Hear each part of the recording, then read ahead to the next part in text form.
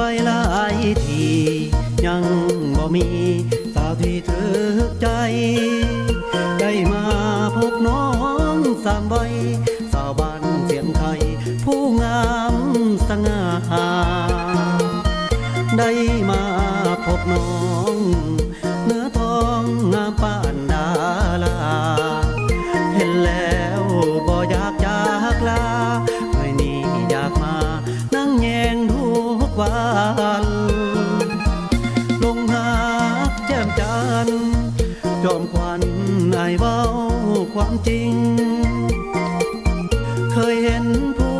หญิงเป็นล้านก็เคยสนใจมาถึงวันนี้ยอมรับว่าลงไหลสาวบ้านเสียงไทยอายอยากได้เมื่อเป็นผู้สอนหัวใจอาวรณ์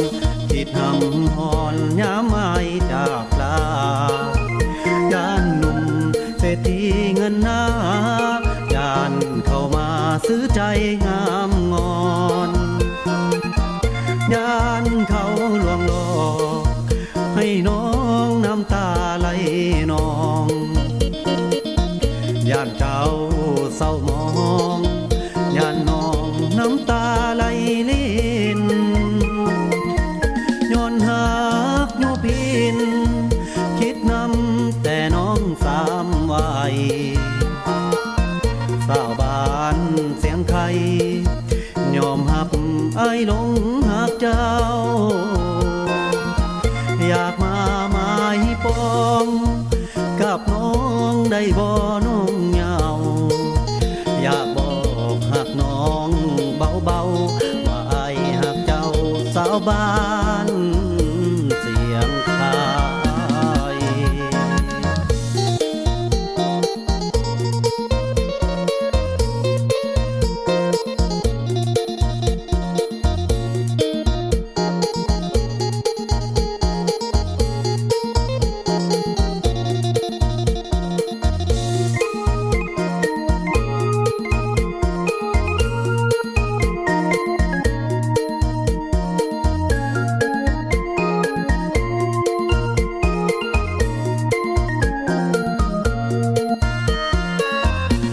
ใจอา